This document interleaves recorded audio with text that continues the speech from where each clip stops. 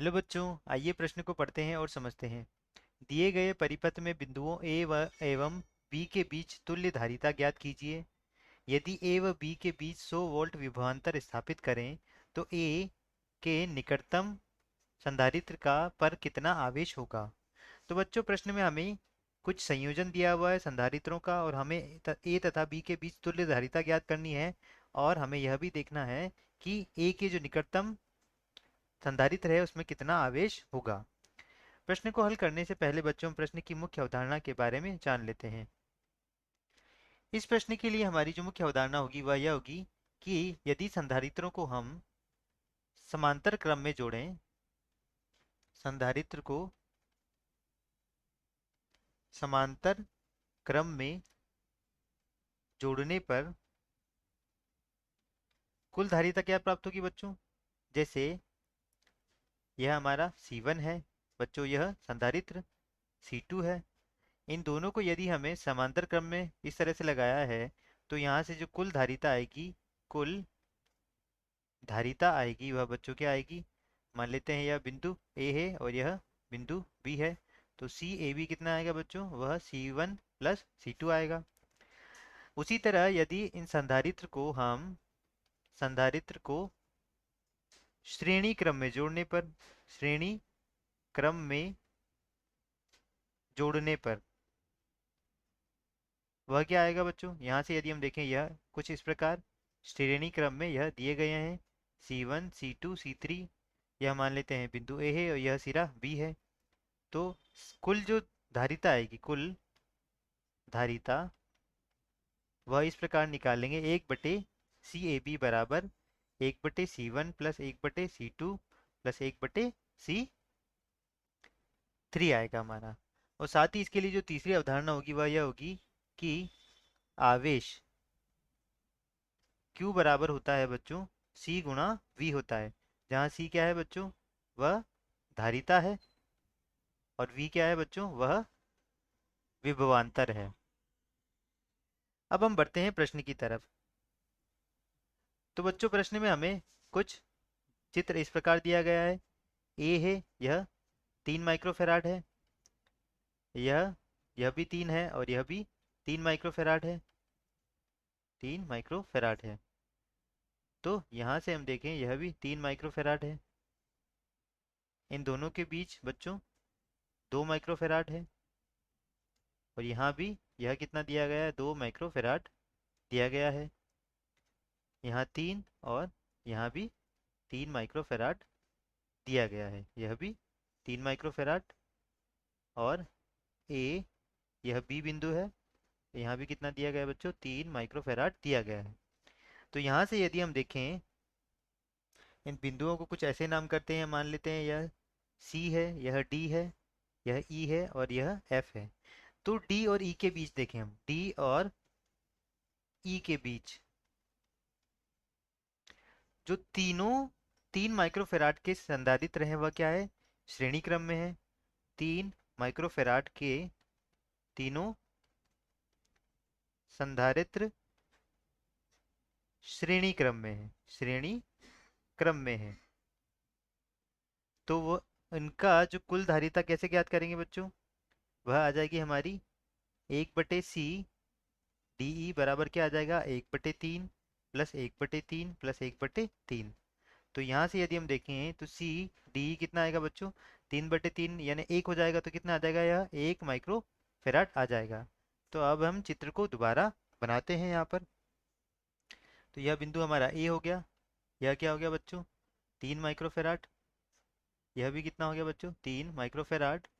और यहाँ से यदि हम देखें तो यह 2 माइक्रोफेराड, यह 3 माइक्रोफेराड, यह 2 माइक्रोफेराड और यह भी कितना हो गया बच्चों, यह 3 माइक्रोफेराड हो गया। यह क्या आ गया, बी आ गया। और यहाँ से ये हमने इसको सी माना था, डी माना था और बच्चों क्या माना था, इसको ई और इसको एफ माना था। तो यह हमारा ई हो जाएगा और यह क्या हो जाएगा बच्चों, एफ हो जाएगा। तो इनके बीच का जो कुल धारिता आई है वह कितनी आई है बच्चों, 1 माइक्रोफेराड आई है। अब यहाँ से हम देखें डी और ई के बीच यह दो हमें संधारित्र दिए गए हैं वह क्या दिए गए हैं, समांतर श्रेणी में। डी और ई के बीच संधारित्र 2 माइक्रोफेराड और 1 माइक्रोफेराड समांतर क्रम में दिए गए हैं, समांतर क्रम में। तो यहाँ से जो कुल धारिता आएगी सी डी और ई के बीच की, वह कितनी आ जाएगी बच्चों? यह जुड़ जाएंगे ऐसे ही इस सूत्र का प्रयोग करके, क्योंकि कुल यहाँ समांतर श्रेणी में यह जुड़ जाते हैं। तो कितना आ जाएगा बच्चों? 2 माइक्रोफेराड प्लस 1 माइक्रोफेराड, तो यह कितना हो गया वापस से? 3 माइक्रोफेराड आ गया। अब हम चित्र को दोबारा बनाते हैं। तो यहाँ से यदि हम देखें, यह 3 माइक्रोफेराड, यह 2, यह 3 माइक्रोफेराड, यह 2 माइक्रोफेराड, और बच्चों यह कितना हो गया? यह 3 माइक्रोफेराड। और डी और ई के बीच का कुल कितना आया है बच्चों? वह आया है 3 माइक्रोफेराड आया है। यहाँ भी 3 माइक्रोफेराड दे रखा है।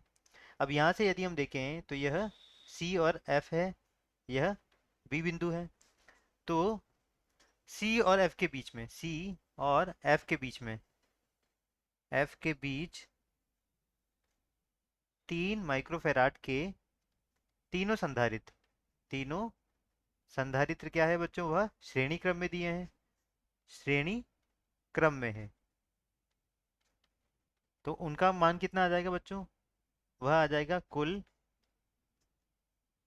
धारिता, वह कितनी आएगी बच्चों? वह आएगी 1/c कुल, वह कितनी आ जाएगी? 1/3 प्लस 1/3 प्लस 1/3। तो यहाँ से c कुल कितना आएगा? वह आ जाएगा बच्चों, वह आ जाएगा 1 माइक्रोफेराड आ जाएगा। तो यहाँ से हम इस चित्र को यदि दोबारा बनाते हैं तो बच्चों हमारा यह निकल कर आता है कुछ इस प्रकार। यह ए बिंदु हो गया, यह 3 माइक्रोफेराड, यह 2 माइक्रोफेराड, और यह कितना आ गया बच्चों? यह बी, यह सी और यह एफ, 3 माइक्रोफेराड। और ये इन दोनों का मान इन तीनों का मान कितना आया है? कुल मान, कुल धारिता आई है 1 माइक्रोफेराड आई है। फिर वापस से हम देखें सी और एफ के बीच का, जो सी सी और एफ, वह कितना आएगा? इन दोनों के बीच की कुल धारिता कितनी आएगी बच्चों? वह आएगी 1 माइक्रोफेराड प्लस 2 माइक्रोफेराड। तो वापस से कितना आ गया? वह 3 माइक्रोफेराड आ जाएगा। और अब हम चित्र को दोबारा बनाते हैं तो हमारा चित्र कुछ इस प्रकार आएगा बच्चों कि यह ए बिंदु है, यह 3 माइक्रोफेराड है, यह भी 3 माइक्रोफेराड हो गया, अभी हमने निकाला है। और यह भी कितना हो गया बच्चों? यह भी 3 माइक्रोफेराड हो गया। यह हमारा बी बिंदु है। अब ए तथा बी के बीच में जो तीनों है वह क्या है? श्रेणी क्रम में दिए गए हैं। तो 1/c AB किस प्रकार आएगा? वह आएगा 1/3 प्लस 1/3 प्लस 1/3, क्योंकि तीनों क्या है? यह श्रेणी क्रम में दिए गए हैं। तो वह कितना आ जाएगा बच्चों? 1/c AB आ जाएगा 3/3, यानी 1 हो गया। तो CAB वह कितना आएगा? 1 माइक्रोफेराड। तो ए तथा बी के बीच कुल धारिता, के बीच कुल धारिता, वह कितनी आई है बच्चों? वह आई है 1 माइक्रोफेराड। अब हमें ए तथा बी के बीच में दे रखा है विभवांतर। विभवांतर कितना दे रखा है बच्चों? वह दे रखा है हमें 100 वोल्ट दे रखा है।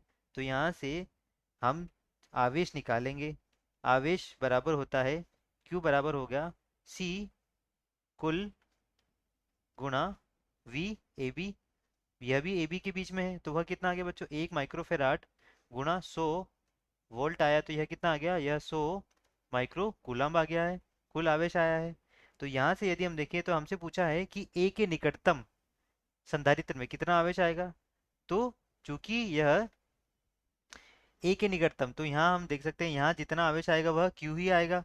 तो ए के निकटतम, निकटतम संधारित्र